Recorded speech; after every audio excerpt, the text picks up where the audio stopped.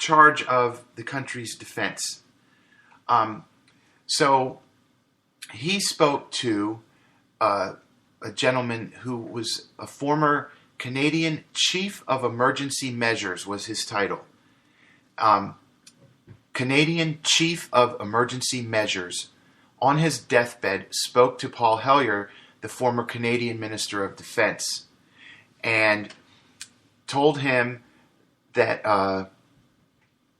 there were aliens, there were UFOs, and that this gentleman, the Chief of Emergency Measures, was, let me see,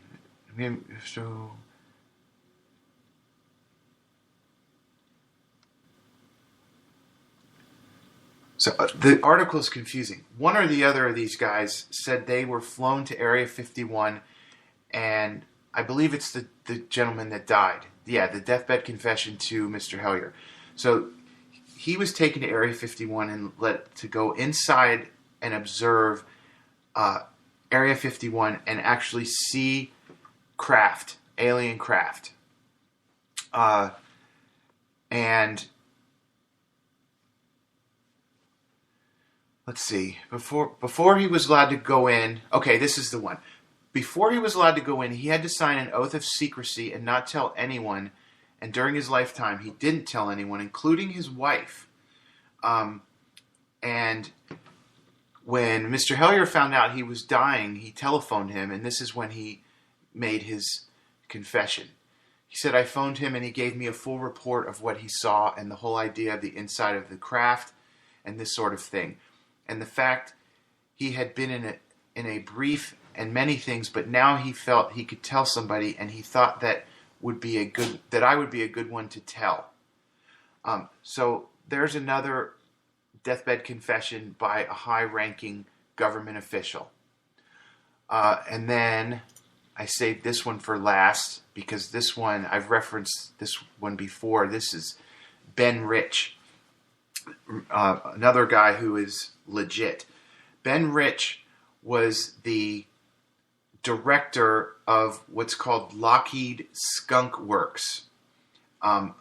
Legit dude.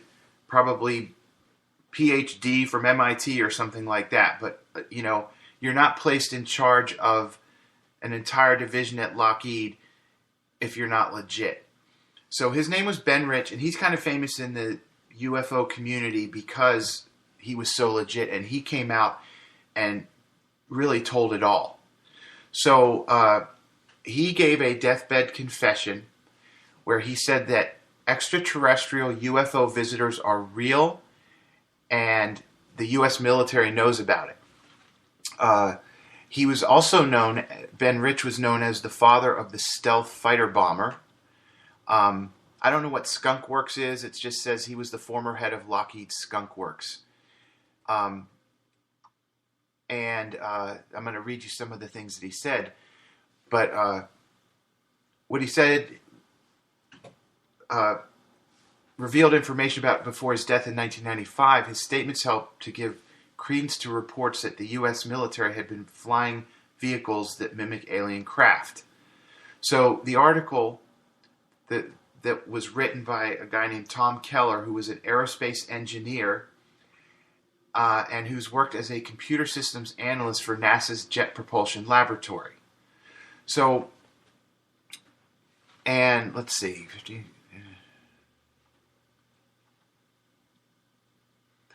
So Ben Rich is telling about what Skunk Works does, which is Lockheed. This is what it says. Lockheed's secret research and development entity. So Ben Rich says, we already have the means to travel among the stars, but these technologies are locked up in black projects, and it would take an act of God to ever get them out to benefit humanity. Anything you can imagine, we already know how to do. Again, Deathbed Confession by Ben Rich, former head of Lockheed Skunk Works, which is their secret research and development entity, given to an aerospace engineer. He also said that we have technology right now that is 400 years ahead of what we think we have. So, the stealth fighter, the stealth bomber. that's 400 years old compared to what we have locked away in a hangar somewhere. He said in his confession, he said, "We now have the technology to take ET home. No, it won't take someone's lifetime to do it. There is an error in the equations. We know what it is. We now have the capability to travel to the stars. First, you have to understand that we will not get to the stars using chemical propulsion." I think we all know that. "And second, we have to devise a new propulsion technology. What we have to do is find out where Einstein went wrong." And then he was asked by the interviewer how UFO propulsion worked. He said, "Let me ask you, how does ESP work?" The questioner responded, "With all points in time and space are connected." And Rich said, "Then that's how it works." So another deathbed confession, and this one's been disputed. I mean, what are people going to do? If something comes out and doesn't match up with what you believe, and it's outlandish, even if it's from a credible source, you're going to say, well, he was old, he was senile, he was on his deathbed, he didn't know what he was talking about. But I don't know how many more credible people we need to hear from before people say, okay, now I'm starting to, when I'm denying this now, I'm starting to make myself look foolish. So in the last couple of shows, I've given a lot of credible accounts. I like to say legit because it makes me sound cool. But there's more from this Ben Rich interview.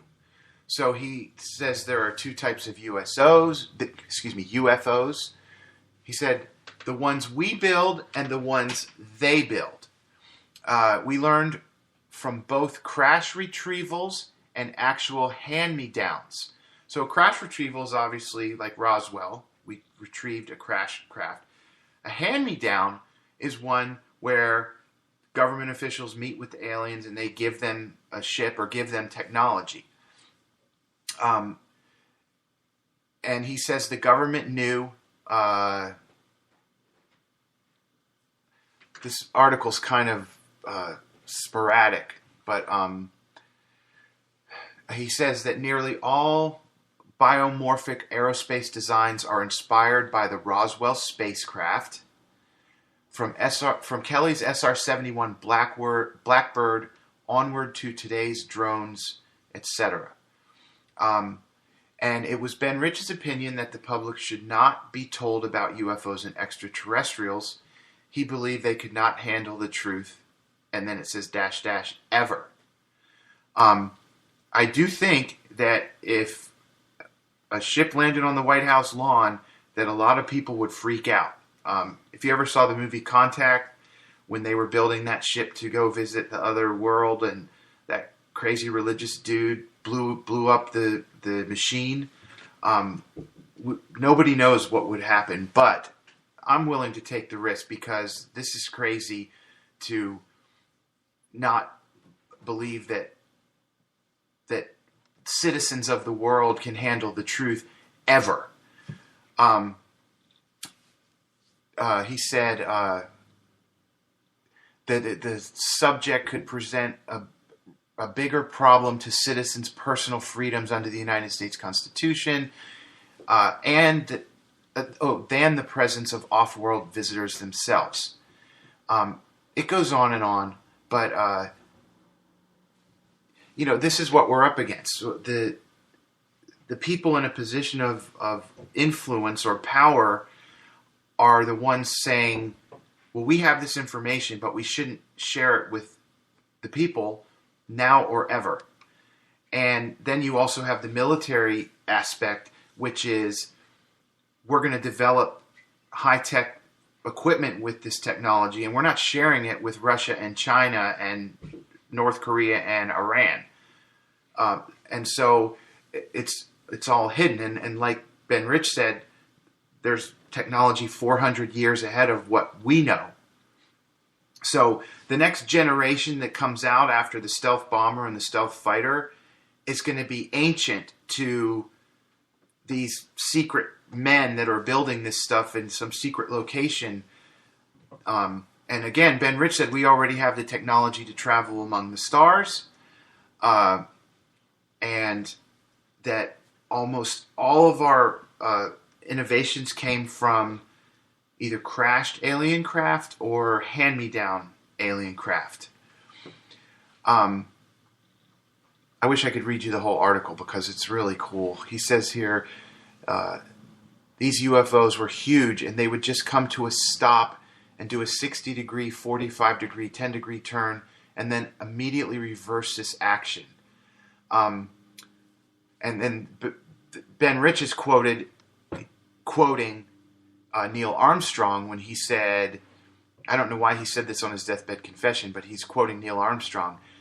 They're here. They are right over there and look at the size of those ships. It is obvious they don't like us being here. Anyway, so that's that.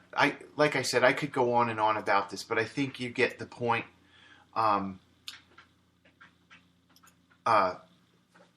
These deathbed confessions, because remember, a lot of these guys, were government workers, government contractors, military, highly ranking military, or even not highly ranking, but they give a word and they sign an oath. They give an oath and sign a document, and they stick to it. So that's why we see all of these deathbed confessions. But if you Google this, you will find just so many stories. You could just go on and on and on. And by the way, how cool would it be to own a business where the old word was taken away and replaced by the name of your company? So instead of saying, hey, why don't you go search on the internet for this? Everybody just says, hey, go Google this.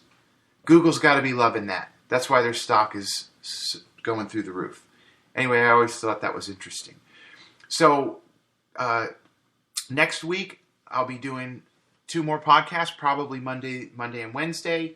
I'll always try to remember to send a notification on Facebook and Twitter of when, but it'll usually be Mondays and Wednesdays at 8 o'clock Eastern Time. And I want to cover more topics. I know I've talked about these before, but I want to talk about Mars, the Moon, Bob Lazar, Project Blue Book, Majestic 12. Real quick tease with Majestic 12. That one of the scientists that was involved in that wanted to go public with the information that they found, and everyone else said, no, absolutely not. We're not going to do that. And this one guy ended up being put in a mental institution for supposedly having a nervous breakdown. And then some point after that, he ends up somehow on the street, being somehow coming out of his window from whatever the 12th floor, ended up on the street dead. And it was quickly ruled a suicide. But we know what probably happened. And his sons came out and said, there is no way my dad would ever commit suicide. He didn't have a nervous breakdown. He was feeling great. He was looking forward to being released. And then, that night, he gets thrown out a window. But that was Majestic 12. So just a little tease there. I had a lady write me on Twitter or Facebook, I can't remember, and asked about talking about ghosts. And so here's the thing. I know that when you say the word paranormal, ghosts and zombies and werewolves and vampires and aliens are all placed together in this paranormal bucket. But I just want to clarify. I'm not saying anything about anyone's beliefs. And I'm not saying that I do or don't believe in ghosts. I don't know if they're real. But ghosts, unless it's the ghost of an alien, then I don't want to talk about it. Because a ghost is the spirit of a dead human body. that has come up and is going around the planet.